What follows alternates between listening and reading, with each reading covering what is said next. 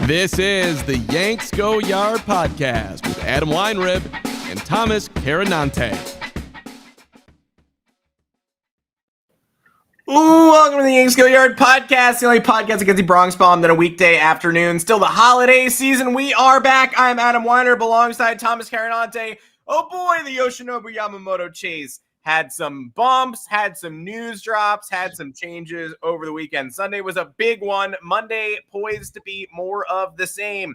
We will take you through what we know, what we think we know about the Yankees' pursuit, what changed over the weekend, if anything, and the latest news drop that just came through from Jeff Passan saying that the offers you've heard, not real. $300+ million. Probably just some numbers floated by teams, nothing official. The offer stage is apparently beginning today, quote Jeff Passan. We've been waiting forever for the Yamamoto chase to actually heat up rather than just being rumor mill. According to Jeff, all the alleged $300 million bids for Yamamoto, that's inaccurate, sources tell ESPN. Teams have been asked not to discuss terms yet, but that could change today when bidding, sources said, is expected to begin. Now is when Yamamoto's free agency gets real. He had dinner with Steve Cohen over the weekend. He requested a meeting with the Yankees over the weekend. What does it all mean? We'll give you our best guess. Aaron Judge's personal hitting coach is working with Yankees top prospect Spencer Jones now. That's pretty good. Tyler Glasnow out of the division. Matt Carpenter back on the market. Potentially the Yankees thinking about reuniting there. And the Tommy DeVito era hits an unfortunate snag yesterday. We're happy to talk about that too. Thanks for joining us on the YouTube stream, Mondays, Thursdays, 2 o'clock Eastern. Thanks for joining us. If you did join us on Apple Podcasts, Google Podcasts, Spotify, wherever you find your podcast, it's an exciting week in Yankeedom. The Yamamoto chase getting a little bit annoying, honestly, if they really do have to pay $300, $320, $340 million for a guy who's never pitched in the major leagues before. I get it. Believe me, I get it. I totally get it. But there definitely does come a point in time where it's like, all right, I don't know if this is a great investment anymore. It was at like 175. Oh my God. At 220? Oh, definitely. 330 plus? You got to outbid Steve Cohen? I don't know, folks, but we'll talk about the potential, of course. And Thomas Carinante joins me as always, and he's going to start us off with a special offer from our friends. Yeah, we have friends. What's up, everybody? Thanks for tuning in. Vermont, are you there? Is this thing on? Legal sports betting is coming to your state next month. Can you believe that? And in order to get you ready, DraftKings is offering their best sign-up offer for new users. All you have to do is register for DraftKings, use our code Yanks Go Yard, and you will receive $200 in bonus bets on launch day. Best part, no deposit required. Don't have to put a penny into the account. You just sign up, make that account, and you get those bonus bets. Registering with that code Yanks Go Yard not only gets you this fantastic bonus, but it also directly supports the podcast. I know there are transplants up in Vermont, New York, New Jersey people, tri-state area. You know you want to help us, so please do. This offer will not be available once sports betting officially goes live in Vermont, so make sure to take advantage while you can. Remember the code Yanks Go Yard to claim your bonus bets. This offer is available to new customers who are 21 and older and physically present in Vermont, the state of Vermont. Please remember to always gamble responsibly. Check the episode descriptions for full terms of the offer. Two cool things just passed along my timeline. Billie Eilish wore a Chicago White Sox Jake Peavy jersey at SNL. I did not. She did. If you watch the Good Nights, yeah, she looked great. Fucking awesome. And then Starling Marte was grinding on his wife at the club. In a Billie Eilish jersey? Not in a Billie Eilish jersey, no. He was wearing a Jake Peavy jersey. Grinding. Everybody got that Peavy Sox jersey. It's not even really a team that is the one I think of when I think of Jake Peavy, which is good for Billie Eilish. What do you think, Red Sox? No. Padres. Shit, that's right. Cy Young winner. He's been all over the place. Yeah, he ruled. Yeah, he was cool. But yeah, Starling Marte getting down in the club. Mets fans are ecstatic about his groin being healthy, I guess. So yeah, that's my update for today. Well, shout out to everyone who joined us last week. We had a big show on Thursday. Shout out if you're here again today. We talked Yamamoto, and it felt like the Dodgers blew the Yankees offer away last week. But Yankees clearly still involved. Most insiders seem to agree. They are the current favorites by a nose at this point. The favorite doesn't mean all that much, especially considering, as Jeff Passan said, the official offers have not been meted out yet. They're still apparently in the stage of just sort of pledging money to show they're serious, but the official offers have yet to drop. On the last show, we did ask, we said that some recent negative reviews from a couple of months ago called us smug and dumb. And we said, Yes. drop us a review. Just drop us a counteracting review that says we're not smug and we're not dumb. Look, we got a guy who listens to every show. Shout out to you. Got a guy. It's been a while since we shouted him out. He's been listening to every show for 2 years. And he continues to update his 1-star review that claimed we are smug and dumb and that we revel in our own smugness and our dumbness. Rest assured, we're trying to get better, right? We want to do a good podcast. We definitely don't want to be perceived as smug and dumb. And he has insinuated that this criticism is not getting through to us. No, it definitely is. This is an opinionated show. Not everyone's going to agree with our opinions, but you're going to get opinions because that's what a podcast is. It's guys talking in front of a microphone, sharing their opinions. Yeah. If you think that our smugness is targeting you directly, we apologize. We certainly want to reach out to our haters and say that we are trying to create the best show that we possibly can. That said, this 1-star review, which again comes from someone who has listened to every show for 2 full years, a completely inaccurate read of something that Thomas Carinante said. Quote, on the November 20th episode, the fellas were bemoaning the way in which the Yankees organization treats their fan base as an entity.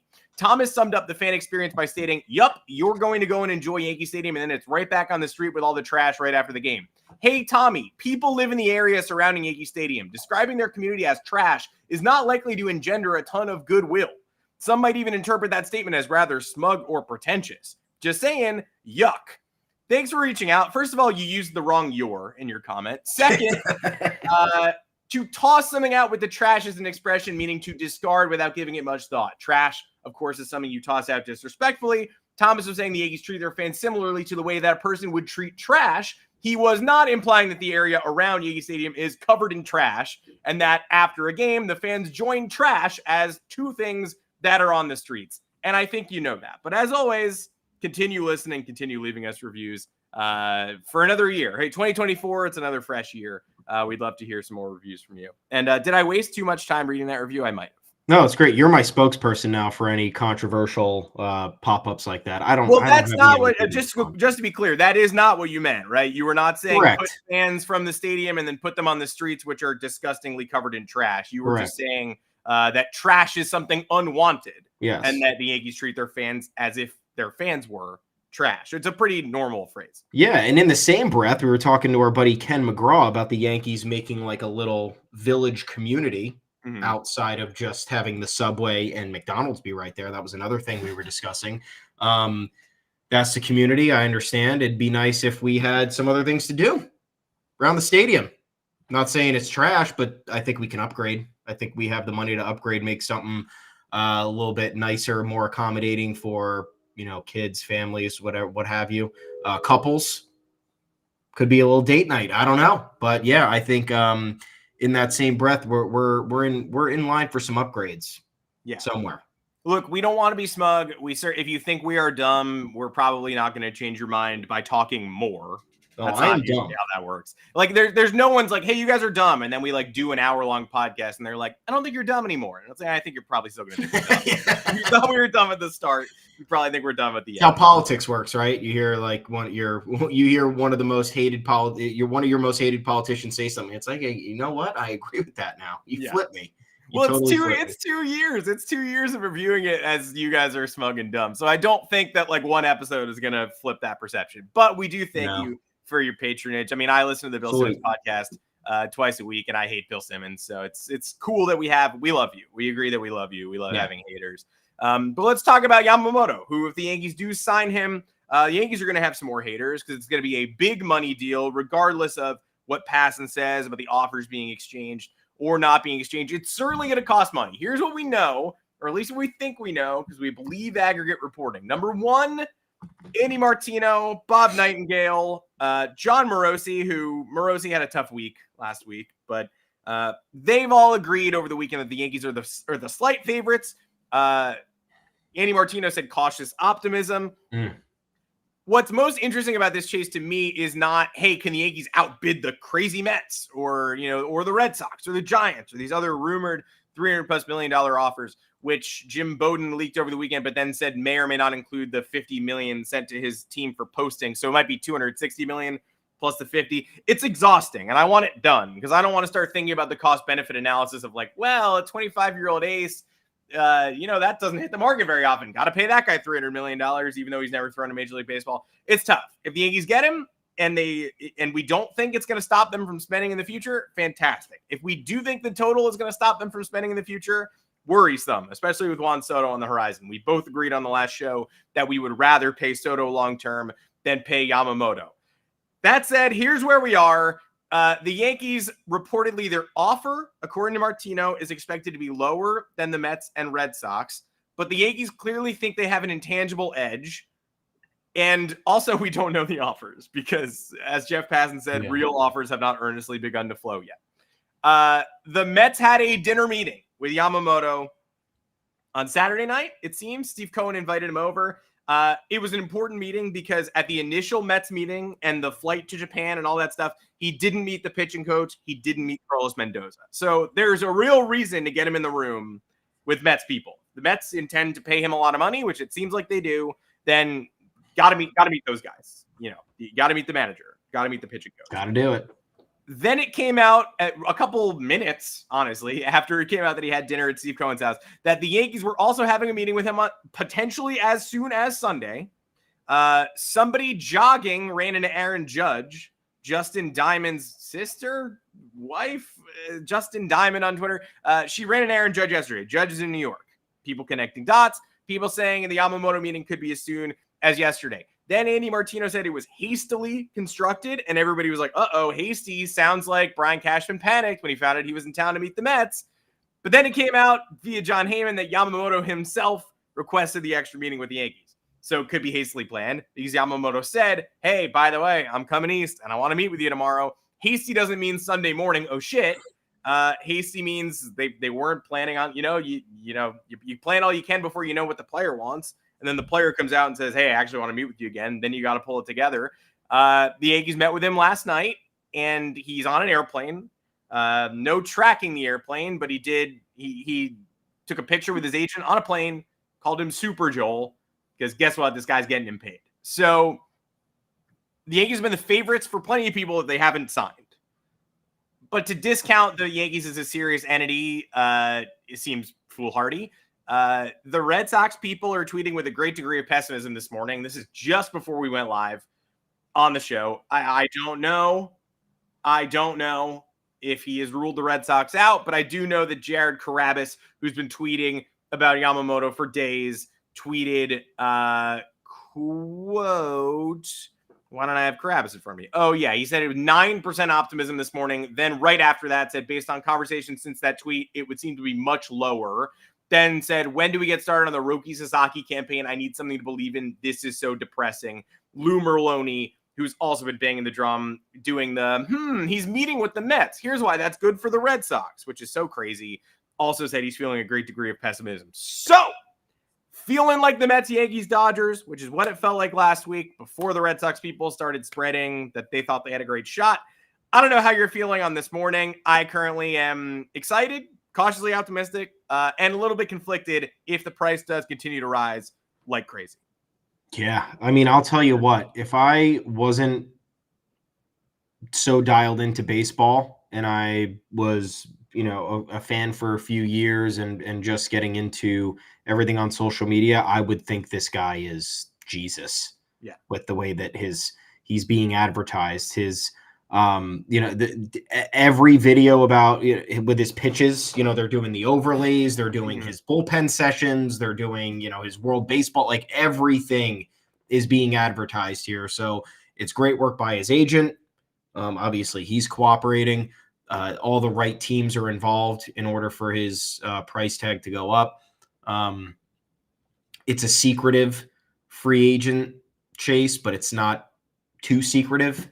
There are enough nuggets out there for you to realize the biggest teams in the league are chasing him, and that he will have wide-ranging interests across any team that has a larger budget and needs someone in the starting rotation.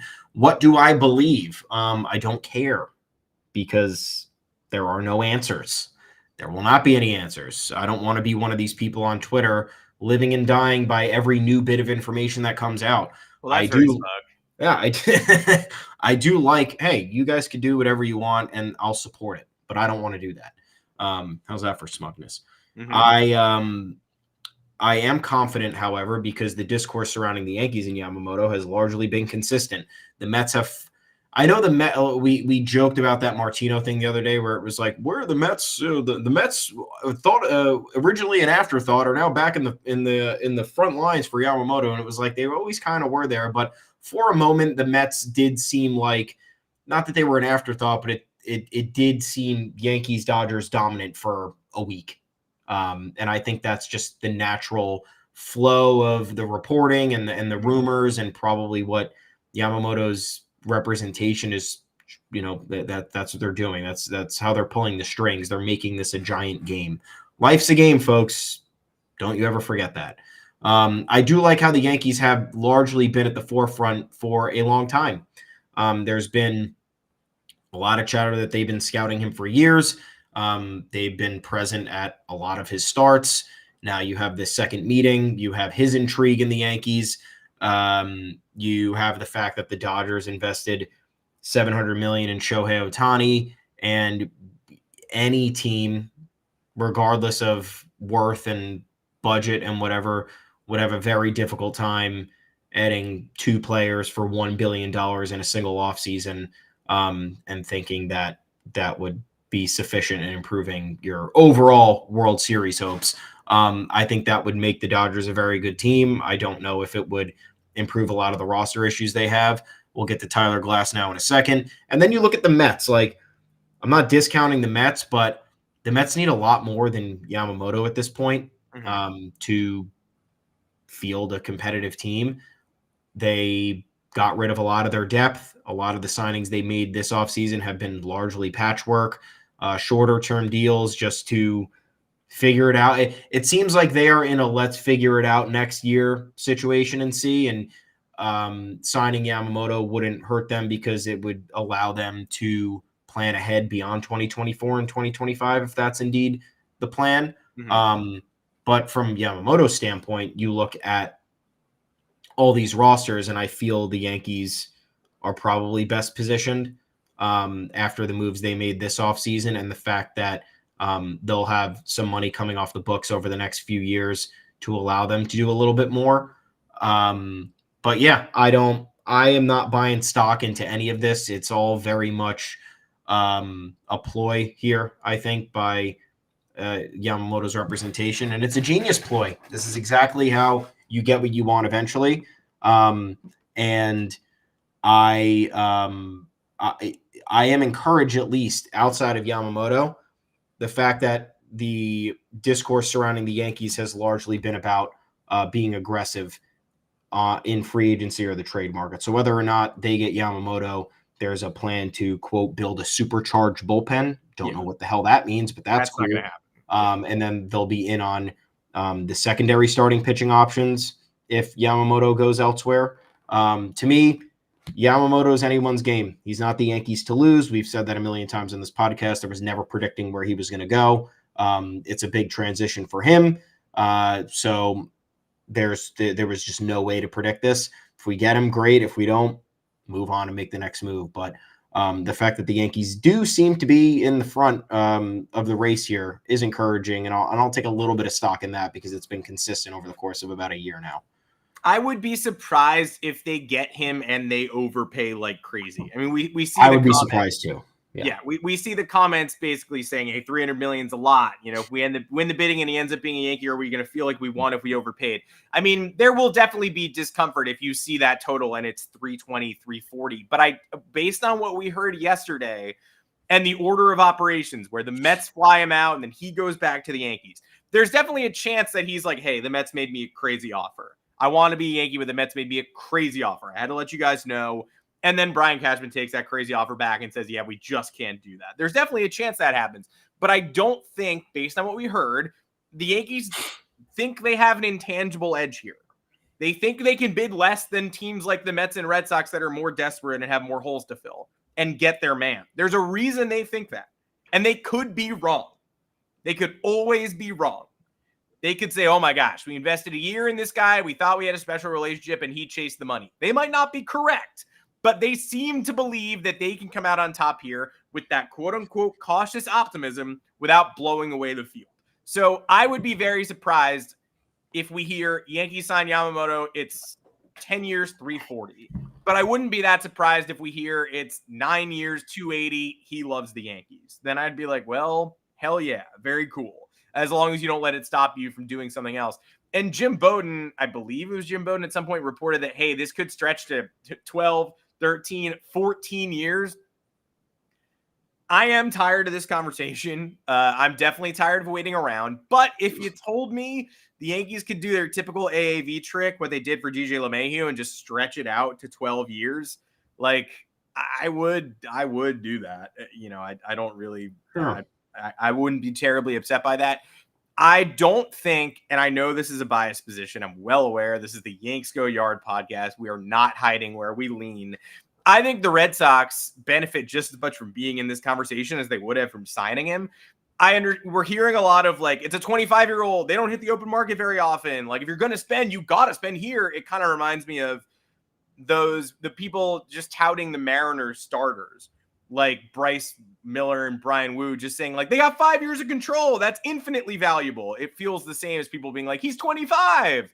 Give him whatever he wants. Blank check. Like, in a baseball sense, it just doesn't, like, I get what you're saying, but it's just sort of boilerplate. Like, is he young? Great. Pay him. Yeah. Like, does he have a lot of control? Then they're valuable. Great. Like, I think long AAV contract with some opt-outs makes a lot of sense. And I think it would be a weird player for the Red Sox to drop $320 million on. I get that he's young. I get that everybody in MLB has evaluated him to be an ace. I totally get that. But it would be very odd for the Red Sox with a bunch of prospects and last place finish the last 2 years and some interesting pieces, but they added some veterans last year, Jansen and Turner, and they still finished under 500. For them to be like, we're going all in on one guy. Like, they're not one guy away. And it would just be, I think they just have as much benefit from just saying, hey, we're serious. We're not kidding. We obviously offered him $300 million. We're not joking. And we'll offer that to several more people now. Then them actually landing him and then having to be like, oh shit, we spent $300 million on one guy just to like make our fans happy. Yeah, if the Dodgers aren't in theory one guy away, then the Red Sox are definitely not one guy away. And it's weird because Red Sox fans, I'm not all Red Sox fans. I'll be a nice guy and I won't be smart. all Red Sox fans. All Red Sox fans were like this, but there was a contingent who were essentially saying that Shohei Ohtani was a waste of money for them because they didn't need an extra DH, that it would have restricted their spending elsewhere. And it's just like, what do you mean, man? It's a really good baseball player, and if you have the money to pay for him, then you do it. You put him alongside one of the other best players in the league, and Rafael Devers. So I don't know why there would be any difference in argument here. Yoshinobu Yamamoto, great player. A lot of money you're going to be spending. Also a guy, in theory, that is not going to turn you around tomorrow. But yeah, as you were saying about the, being 25 and hitting the open market and having 5 years of control or whatever, that argument has limitations because, like, it doesn't matter how young you are. The jury's still out on Yamamoto. Hasn't thrown an MLB pitch yet. I think he's going to be good, but to invest that much money in somebody who's yet to play here, that's a risk. You got to be a rich team to do it. If the Mets are going to throw a blank check at him, it's because they can stomach anything. Yeah. And there is a chance that Yamamoto fulfills all this promise and is an ace immediately. There's a chance that he put a lot of innings on his arm in Japan before the age of 25, and he comes here and battles with the after effects of that. We don't know. You have to be able to stomach it if you're going to do this. Yeah. And in terms of 5 years of control, 5 years of control is great if the player is really good and developing properly. 5 years of control, yes, it has its value. It has its value for someone like the Rays. I guess we can talk about the Rays right now really quickly before we get into other stuff. Yeah. The Rays value control, but they also identify the correct players that they're going to control for that long. They got Ryan Pepio from the Dodgers, as well as Johnny DeLuca in that Tyler Glasnow, Manny Margot. God, thank God we didn't get Manny Margot. Yeah, what a weird one. Like somebody forget about that. somebody I didn't want at all. Someone the rumors said LA didn't want either, but they had to bite that bullet to get Glasnow to town.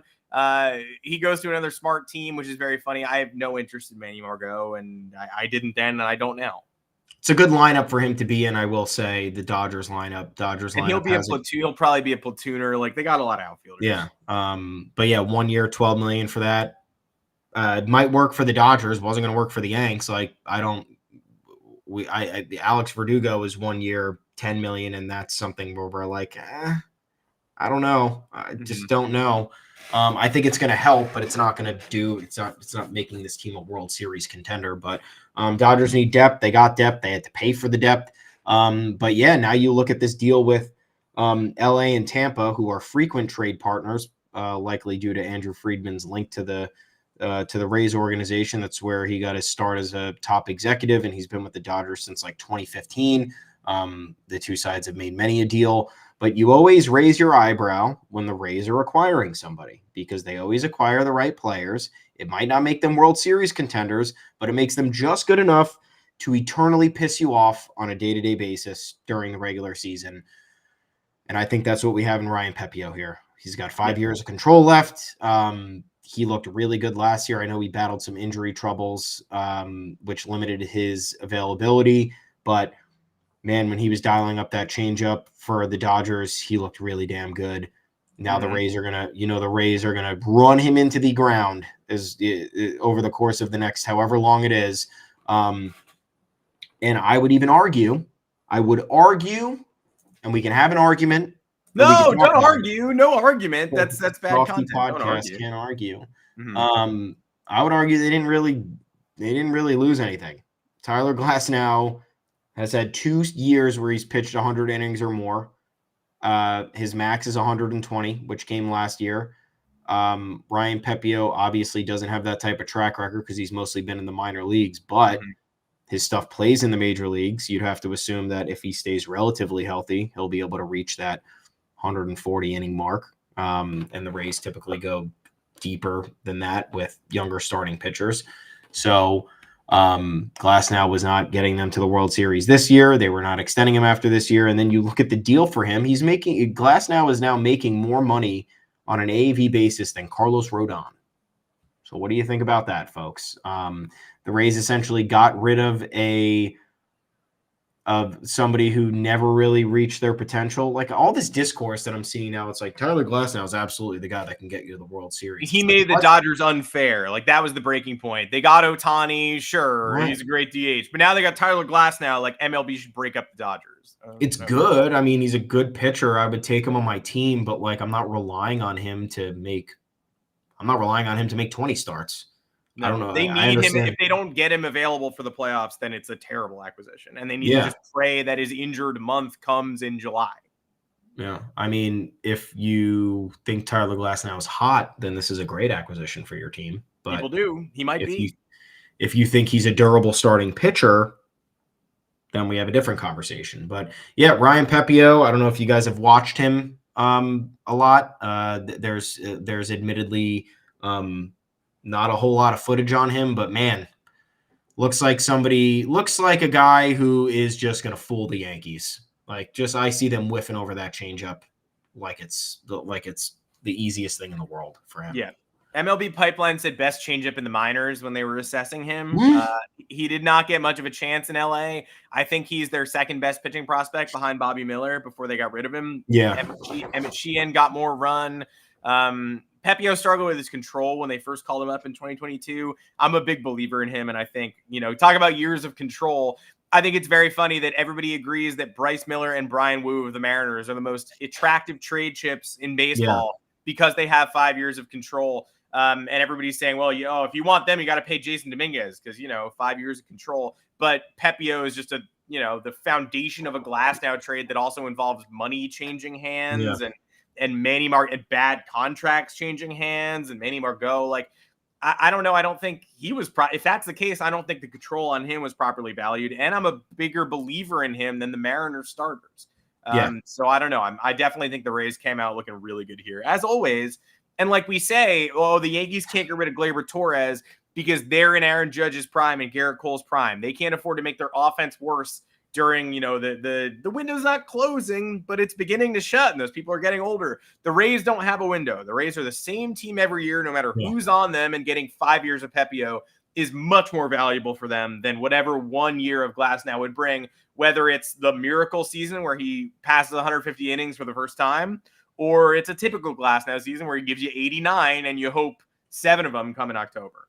Yeah, and just think about it. Like you said, he was probably the Dodgers' second best pitching prospect behind Bobby Miller. I know there was a lot of conversation around a number of the other Dodgers guys, just to name a few. There's Gavin Stone, there's Emmett Sheehan, there was Michael Grove for a second there before he kind of got knocked around at the MLB level. But look at that. The Rays offloaded $36 million in financial commitments. They got essentially the Dodgers' second best pitching prospect, and then they added an outfielder in Johnny DeLuca, who actually had decent numbers in his very short stint at the MLB level last year. So, yeah, man, you might think the Rays are tearing it down in theory, but nope, they are the same team that they always were. They are exactly who we thought they were. Yeah, and we, once again, will let them off the hook. I just always – I know whatever they're doing is probably going to work out for them. Yes, of course. It just is.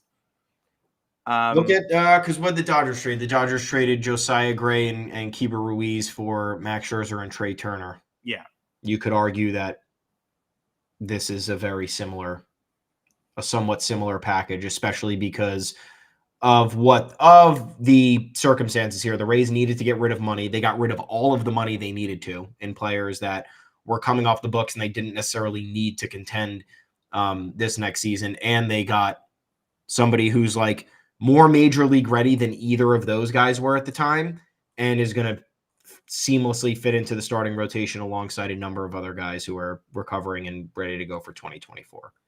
Yeah. And I also just, Trey Turner and Max Scherzer in the mid-season game when you're already like a clearly stacked roster, like that was just as scary to me as what the Dodgers just did. Like if that wasn't unfair, then I don't think this is unfair. Yeah. But I'm a big believer in what the Rays got as always. And we'll see them close to the top of the division or atop it once again, like we always do. It's now the Yankees, the burden's on the Yankees to catch up as always. Do not count out the Rays because they traded Glasnow.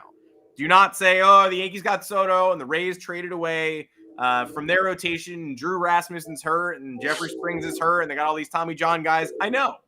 But until we actually see the Yankees pass the Rays in the standings, the burden's on the Yankees to catch up to the Rays. I'm not just going to be like, well, man, forget about the Rays this year. Pitcher's hurt. They trade Glasnow. They're cutting money.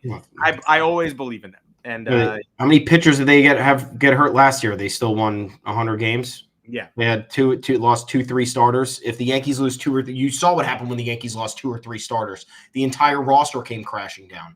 Yeah. So yeah, just do it better, and also stop complaining about people saying stuff's unfair. What is unfair? The CBA says you could defer as much money as possible. Players have fought against deferring money forever. Nobody gets deferred contracts because they don't want it. The value is less as the years go on. So if Shohei Ohtani wanted to defer most of his money to earn less, then sure. You know how hard baseball is. You know how hard it is to win a World Series. Just because Shohei Ohtani deferred a bunch of his money doesn't mean the Dodgers are now a juggernaut. The Dodgers have been a juggernaut for a long time. They've averaged 103 wins for like the last 5 or 6 seasons. They won 1 World Series during a shortened season. They are constantly like the laughingstock of regular baseball fans. Yeah. Baseball fans love to laugh at them for choking. Now all of a sudden it's unfair because they got 2 good players. I don't know. I've said it before. I'll say it again. You expected them to not try to get better after choking out of the playoffs last year and getting laughed at. Like we're Yankee fans. The Yankees made the ALCS in 17 and 19 and 22. And in 22, they got swept out by the Astros. And we were all like, this is embarrassing. What a low for the franchise. Get Aaron Judge. You have to reload. That's where the Dodgers are right now. They got swept out of the NLDS by the Arizona Diamondbacks. They were down extremely bad. They had a juggernaut roster that got killed and knocked out of the division series for the 2nd straight year. They've been focused on Ohtani for 2 years, and they got him. They need pitching. They got Glasnow, and they're not done. because they've been getting knocked out in the first round of the playoffs and laughed at. Like, if you didn't expect them to get better or try to get better, then I don't know what you were thinking. It's like if after last year for the Yankees, you as a Yankee fan were like, we shouldn't even try. We should run it back. We should just run it back. Like, if you expected the Dodgers to run it back and not go for it, then I don't know what you were expecting. They were getting giggled at for sucking when it mattered most. They ran Lance Lynn out in a game 3 of the DS. Like, they need pitching. But I still think they came out on the wrong end of this trade, and I'll maintain that. Yeah. And also, like, they spent a lot of money on Shohei Ohtani, who is only a DH next year, and we have no idea what his future holds in pitching. I think he'll come back and pitch, but you just don't know. Second elbow surgery, it confirmed not Tommy John. It's, quote, has no name because it's so unique per his agent. Whatever. Everything fucking a secret with this dude. But yeah, I mean, so you're gonna say it's unfair, yet they potentially may have just paid the most money ever for a designated hitter. Okay. I don't know. I don't know what anyone's thinking anymore. Well, let's stay in the NL West, kind of, because former Yankee, beloved Yankees, bounced around a little bit this offseason. The Atlanta Braves, I think somebody described their offseason as just bored today. I think it was John Boy. He's like, the Braves are just bored. Like, they also flamed out of the playoffs early last year. They know they're good. They don't really need to improve any areas of the roster, and they've already made several improvements, adding to the bullpen. Joe Jimenez is there. They look good. They're doing good work, but now they're just adding other teams' burdensome contracts and then being like, we could trade them, we keep them, we cut them, whatever. They add, David Fletcher, and then they take him off the roster. They add Max Stassi and they trade him to the White Sox. They add Evan White and Marco Gonzalez and they flip them. And then to get Padres reliever Ray Kerr, they were the ones who took on Matt Carpenter's money, quickly announced they were going to trade him because that's just what they're doing now. They're taking on bad money and then giving it away to other teams, like the Pirates getting Marco Gonzalez or whatnot, and the Angels getting White, and then more pieces coming in that trade. It's all very strange. It all just smacks of a team that knows they're good, and they're just like, we should do stuff, though. It is fun to do stuff. Matt Carpenter, they could not find a trade partner for that money. So now Carpenter is out of the market, available for the veterans minimum, has never recaptured the glory of the summer of 2022 that he experienced with the Yankees. Probably won't again, but last year hit 176 in 188 at-bats, 5 homers, subtracted WAR from his team. Looked a lot like the Matt Carpenter who showed up cold in the middle of the 2022 playoffs rather than the one that the Yankees employed. Got people talking about a reunion today, though, now, because you don't have to take him on with Juan Soto's contract anymore. He's basically free. You don't have to worry about fitting his money onto your roster. You could just have him at this point. I think everyone's aligned on this, and so I'm not breaking the mold here when I say minor league contracts. Like, if he wants to come have a spring training, if he wants to talk to the instructors who really helped him, even though the hitting coaching staff is turned over in New York, like, yeah, fine, absolutely. If you want to come back to spring training and hang out and maybe go to Scranton, or maybe you make the roster and maybe your rebirth continues, great. But committing to Carpenter or being like, we need him on this roster, he's the last bench piece, he's the missing piece, the final fit, that I don't see. I think that, if you get the wild card, if he really wants to be back, sure, for free, fine. But I don't feel a need to carve out a bench role for him this year, unless he's just willing to float back and take a shot on us. Yeah, I don't think so either. We need to get away from players like this. We have a lot of DH candidates when you consider Aaron Judge, when you consider Anthony Rizzo, Giancarlo Stanton, if you're platooning, Verdugo and Trent Grisham and all that stuff. So we also need to get younger. We need more athletes. Matt Carpenter, kind of positionless, aging player, similar profile, swing and miss, home run or nothing. The Yankees need to get beyond that. Love Matt Carpenter for what he did. It was a great flyer the Yankees took, and it worked out for a minute there. Really a shame that he suffered that foot injury, because it would have been awesome to see what he could have done down the stretch, and you just never know how the season could have transpired differently. But, man, watching him come back for the playoffs when he wasn't ready was brutal. Good for him, though, because that little run with the Yankees earned him that money with the Padres. Padres soon found out that was maybe perhaps a hasty investment. When the Braves acquired him, it was very obvious they were not keeping him. I don't see where he fits in on that roster either. No, they admitted it. They're like, this is not for us. We're not doing this. Yeah. Like, okay, fine. But yeah, shout out to Matt Carpenter. Love the guy. He did way more than he needed to as a member of the Yankees, despite being kind of put in a bad position that he was pulling the weight on that team when that team was kind of falling apart in 2022 or we're starting to. So yeah, he will not be coming back even if he is free. The Yankees need more athletes, and even so, like, isn't their bench kind of figured out right now? Like, sort of, not yet, not fully, but like you have Trent Grisham, you have Oswald Peraza, you have Oswaldo Cabrera, and then you have backup catcher, whoever that is, Trevino or Wells. Yeah, obviously Peraza's probably staying. I don't think Cabrera is going to stay.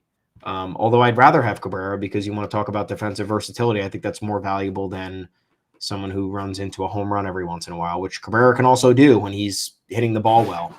He had an unfortunate campaign last year. I thought he was very impressive his rookie season, stepped up in the playoffs a number of times. Do I want to give up on him right now? No. Do I want to give him a front-facing roster spot? Not exactly. It's a tough spot to be in. He's in no man's land right now, but I'd probably rather have him than Matt Carpenter.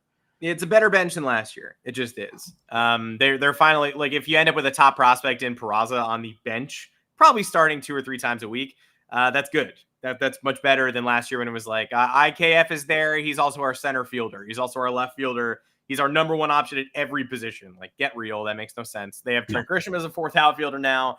They have a top prospect on the bench, a versatile option in Oswaldo Cabrera, who's no longer being penciled in as the starting left fielder, plus a backup catcher. That works for me. And good luck to Matt Carpenter. He was never the same. And him getting hurt re-sank the Yankees team that was already sinking at that point in time. And him coming back for the playoffs was really sad. But we wish him well. Would have loved to have him full strength down the stretch. You never know. You simply never know. But he looked bad when he got back. The Yankees still making investments in their outfield moving forward. It's worth talking about this. And this was a note that was uncovered by the Bronx Pinstripe Show. Shout out to them. Another great Yankees podcast. If you're not listening, you should be. They had the mysterious Teacher Man on. Our comments love Teacher Man, so I'm glad that we're talking about him today. Richard Shank is his name. He's an independent hitting coach. Aaron Judge has long gone to him. He helped Aaron Judge cut down on the strikeout rate. Rivals will say that he has not cut down on the strikeout rate, still strikes out too much.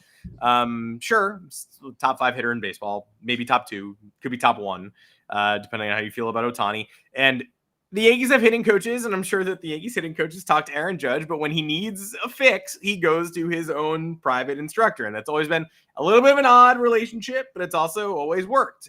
In the book on the 62 book, that's Hoke, right? Yeah, Brian Hoke, yeah, Brian Hoke's book on 62 says that Judge flew Teacher Man into Detroit early in 2022 to help him. They posted up at a local high school, and he fixed him in the batting cage. So that's something Aaron Judge does. The Yankees have another Aaron Judge clone in the minors. Spencer Jones, their first-round pick from 2022, same height, same weight, same build, very unique. We've long said, oh my gosh, this could be a development nightmare in anybody else's system, but the Yankees have the Aaron Judge blueprint, so it's pretty great that they also happen to have the younger Aaron Judge, who may be the center fielder or left fielder of the future for them as well. As it turns out, they're following that blueprint to a T. Teacher Man revealed on the show that Spencer Jones has also been working with him, and he believes in Jones quite a bit. I don't know if I can expect a big year out of Jones. Last year was pretty good, not great. OPS under 800, definitely didn't tear the minors apart, but had a very good season. There are very few players like him in major or minor league baseball. The Yankees have one of them, and he is following in that one's footsteps almost exactly. So very, very encouraging drop that may have flown under the radar this week because of, again, everybody laser focused with cartoon eyeballs popping out of their head at the Yamamoto chase. Yeah. Funny how we call him independent hitting coach. It's like this hitting coach is not affiliated with Trump or Biden. There is no. This is a nonpartisan hitting. You gonna do coach, Bernie? okay? You gonna do Bernie again? Yeah. 99th percentile exit velocity. I do like this guy though. I mean, you want to talk about a hitting coach? Not what I pictured at all. He's Old apparently man. got a foul mouth. Like all the words Does he? are like, "Hey, this dude's kind of a loose cannon." Like I guess that's why he doesn't work with a team because he's bad people skills. But he's a smart man. Yeah, I mean, whatever these guys are looking for in hitting advice, he's clearly delivering it. He mentioned Kerry Carpenter was his other hitting client. Kerry Carpenter was a rookie for the Tigers last year. He hit 20 homers and 70 RBIs rookie season. Yep. Pretty damn good for a guy on a team that's awful. The Tigers are terrible. Offense was everything about the Tigers is terrible. The fact that they had somebody shine who was relatively unknown is remarkable. He also mentioned that he thought it was odd that no team has given him a ring at all about his expertise or his insight or whatever. So I don't know. I don't know what the deal is here. I'm obviously glad for this man's existence. I hope whatever practices he's instilling in these players continues to, materialize the way that it's been. Judge obviously is, like you said, however you view Ohtani, great. Judge is probably the best all-around hitter, in my opinion, just based on what we've seen even when he's like hobbled too, he's still producing like a maniac. So I don't know. I mean, it's cool that this guy exists. It's cool that he looks the way he does because it's the last thing I would picture in a hitting coach. But yeah, the fact that he's working with Spencer Jones. Spencer Jones clearly needs not a tweak, but if we want to talk about an expedited path to the major leagues after last year, there's going to be some fixes and adjustments need to be made this offseason to ensure that he's on the right track in 2024. I guess on the surface, couldn't think of a better guy to work with him. Good stuff. Let's complete that puzzle. And we don't know, but I think Jones is supposedly a huge part of the future with the Yankees. Everybody sort of agrees. Everybody agreed heading into last season. Like the hot take was, hey, this might be the Yankees' best prospect. And then his season was fine. If you're a results-based guy, you definitely weren't looking. Your jaw wasn't on the floor. Like Drew Thorpe stole the headlines because the numbers were just like eye-popping. And the pitchers stole the headlines because it was like, whoa, where did Chase Hampton come from? Where did Thorpe come from? And that's great. But Jones was supposed to be the guy who stole the narrative last year, and he was all right. Baseball's hard. He did his thing. He was okay. But maybe next year is the year that he really takes that step forward after having the nearly 1,000 OPS in the 25 games from the start of the of his career in 2022. Anything else we want to fire off? We'll take questions, but obviously, a tough weekend for Italian Americans or Italians or, anyone from the New York area. Tommy DeVito came crashing down against New Orleans Saints. And neither of us were expecting a New York Giants playoff berth. We are not insane. But DeVito made some genuinely great throws in the Packers game that we went to, and then got donged on the head by a late hit as he tried to slide near halftime of the Giants. The Giants were playing with an injured kicker, which is not a recipe for success. And DeVito gets targeted in the back of the head. His head hits the turf, and then he's terrible in the whole second half. So draw your own conclusions there. Of course, that wasn't a flag. After a questionable flag was thrown earlier in the quarter on a hit that was less harsh than that one and less blindsidey and less targety. Because, you can hit the funny Italian man, I guess, and you won't get flagged. But DeVito looked not well. The blocking was bad. The line was terrible. Game was bad. Looked like a Saints game. Giants never play well in New Orleans. You and I know this, but I think this is probably the end of being able to just pencil Tommy DeVito in for a fun weekend every weekend. This was not fun. Yeah, I mean, look, still got what are there, 3 games left, 4 games left? How many games? 3 games left, 2 against the Eagles. It's just it's not fun for anybody. No, we'll see though. It's been a fun ride. Giants playoff hopes are dead now, though. That was a tough game. That they were never winning that. If you're a Giants fan, you've been watching the Giants for the better part of 15, 20 years, you knew that they were never winning in New Orleans. It's not a place It's not a place for the buttoned-up G-men to go. New Orleans is a very creepy place. The vibes are always wacky there. And to bring a buttoned-up Giant squad in there is never a good recipe for them. Yeah, terrible hit. Like objectively roughing the passer. Never. The fact that they picked that flag up and have thrown, however, another offensive offsides. I don't know if you guys were watching on Saturday, Broncos-Lions. The man was not offsides. They called offensive offsides again for the second time in less than a week on a flag that we've never seen in our lives before. Been watching football literally my entire life since I was 5 years old, going on 30 years now. Never seen that flag. We've seen it twice in 6 days. Don't know what's going on. Yeah, I mean, the flag got picked up because the objective announcing booth said, he wasn't actually going for the head. He was going for the neck or the shoulder. So just because he dove at him with the crown of his helmet does not mean you got to flag him. And that, that was real because the announcer was objective, didn't play for the Saints or Giants. Definitely wasn't Saints all-pro linebacker Jonathan Vilma. So very believable, even-handed booth for that Giants-Saints game. And they agreed no flag necessary. So I guess we got to hand it I guess they're right. No flag. What was it? That's like the college rules though. Like if you lead with the head like that, it's a penalty.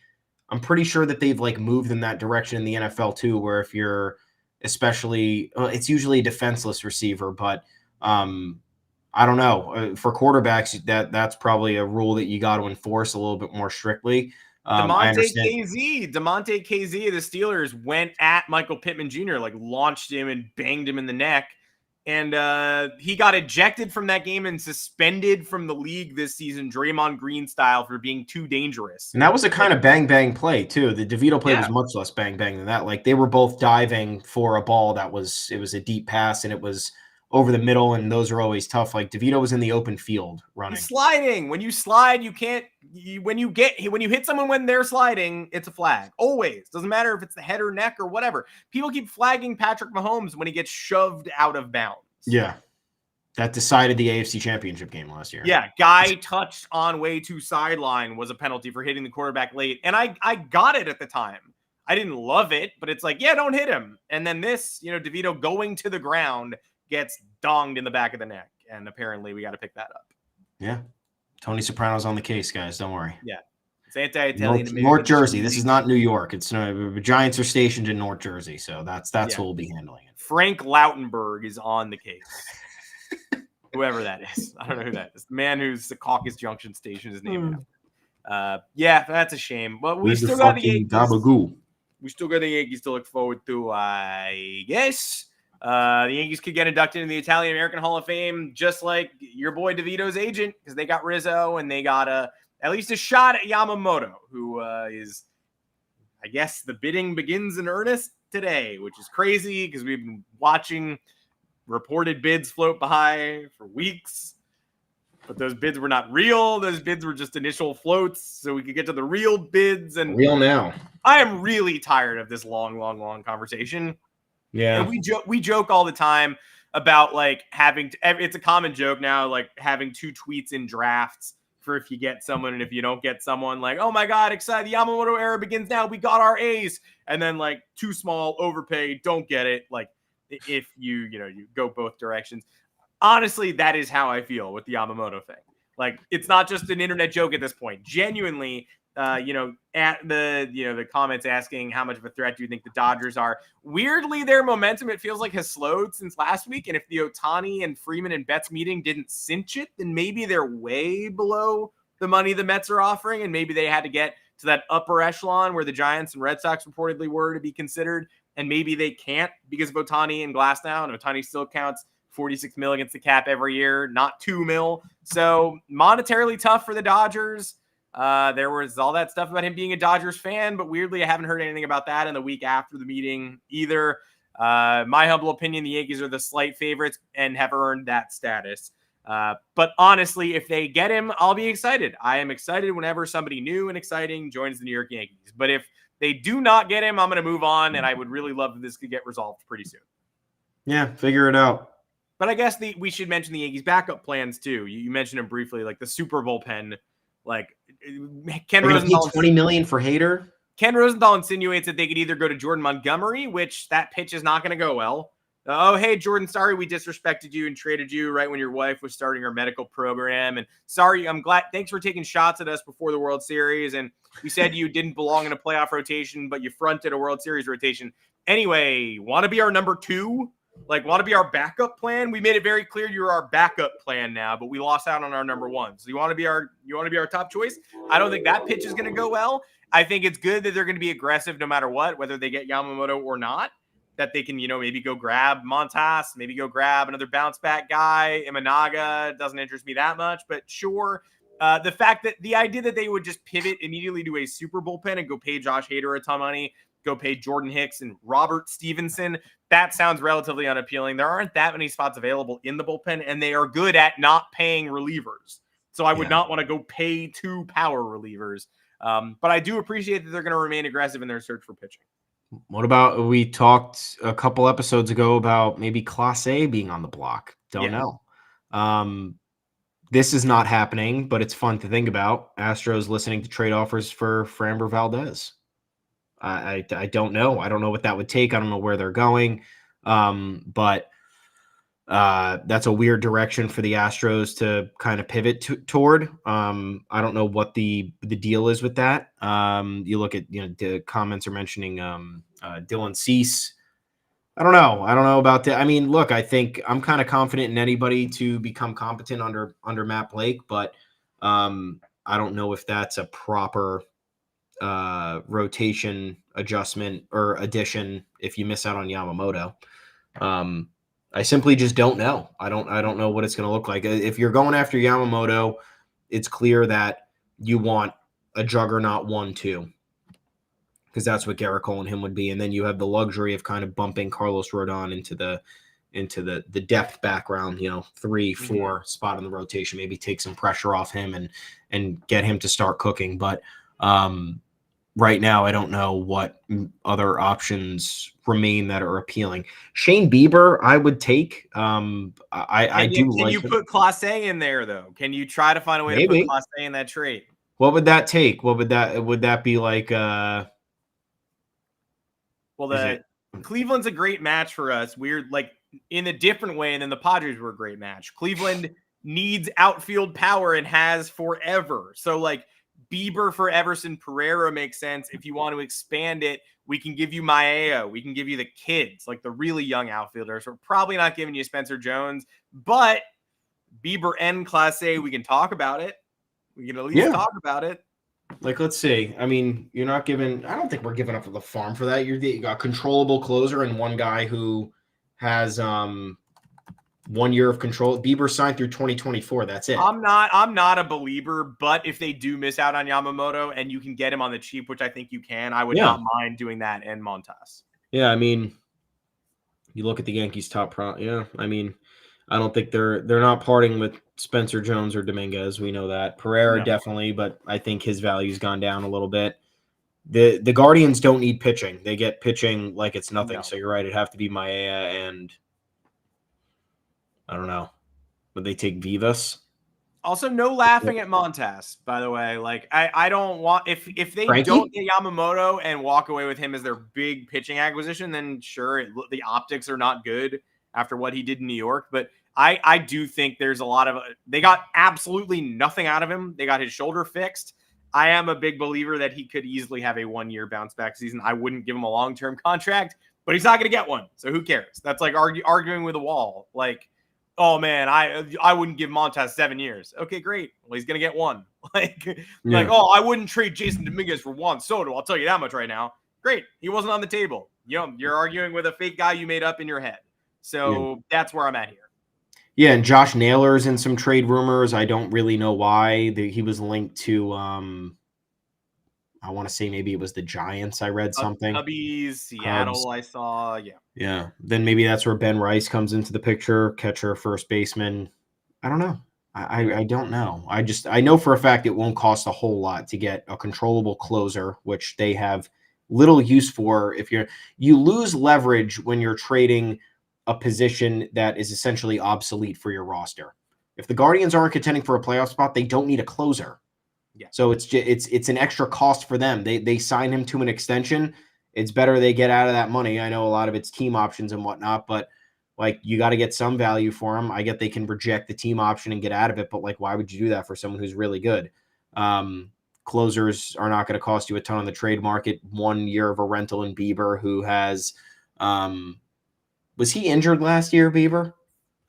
He's a little bit like a Was it the year before? He's just like bulky, I feel, over the last few years. He's just like not been entirely dirt. Let's see. What do I got? He made 21 starts last year. 128, 200 innings the year before. So he was fucking money the year before. Spectacular in 2022. Yeah.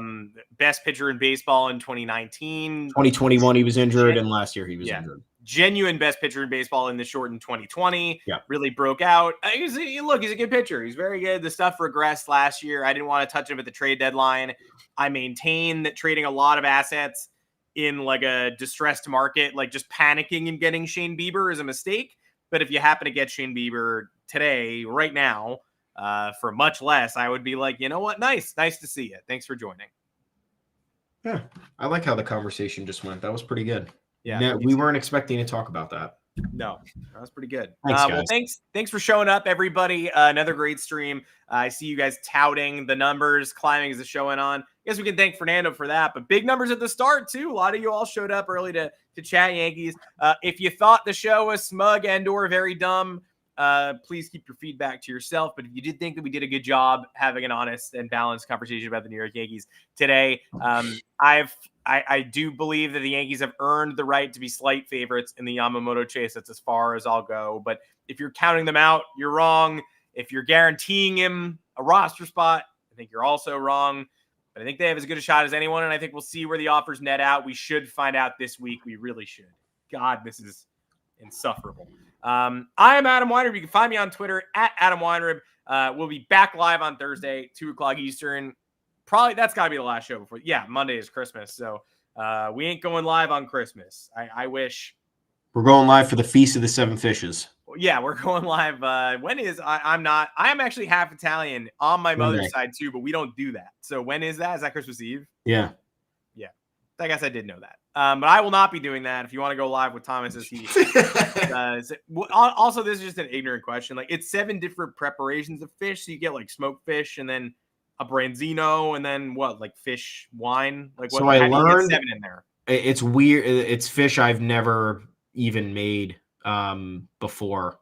Smelt. You ever hear of smelt? Smelt, I feel like that's a tiny one, right? Like, yeah, it's like tiny. Like it's like I never do it. Usually for me, it's like shrimp, calamari. Questionable. But shrimp and calamari are involved in it, but like we do other ones like maybe crab or lobster. What else is there? There's another one. Oh, there's the bacala, the cod that you just have to fucking salt and water for 3 days. It's like insane. And then there was one other one that I've never even thought of making before. But yeah, usually it's, first of all, it's like never 7 fully. Like to do full 7 is crazy. You're usually just supposed to do an odd number. But yeah, that's the tradition, and that's your meal. And then you can eat meat at midnight, which is that's what the crazy people do. When midnight strikes, they put out the meat because you're not allowed to eat meat on Christmas Eve for whatever reason, religious stuff. Weird. Very weird. Not weird, very cool, actually. Good. Religion is good. Well, yeah, we might go live for that. Probably won't, though. We're definitely not going to go live on Christmas, but we will be live on Thursday. That's December 21st. And I think we might get a Yamamoto decision by then. You think. And if we don't, I'm going to shake my fist at this guy. So you can find me on Twitter at Adam Weiner. You can find Thomas where? It's right on the screen, but just tell everybody. Yeah, at Tommy's_takes. Hit us up. Give us a good review, please. Counteract our guy. It's always a battle. Life's a game. Yeah. You don't forget life's a game, everybody. Happy holidays, Merry Christmas, all that. Head on over to yanksgoyard.com. Plenty of content there. We'll be going strong through the holidays, through the new year. Don't you forget it. Don't forget about DraftKings if you're in Vermont. You better not forget about that. Yanks Go Yard is the code. Got to sign up before January 1st to get that offer. Thursday will be our last podcast before the little break we got here. It's been a pleasure in 2023. Appreciate you guys. 2 p.m. Eastern live right here, and we'll see you. We'll scare up some pods if we need to for emergency purposes. But yes, come join us Thursday for a big farewell, pre-Christmas, pre-holiday, pre-whatever you celebrate. Thanks for joining us. Community's only growing. 2024 going to be a big one, and not just because we have Juan Soto. Shout out to you all. We'll catch you on Thursday.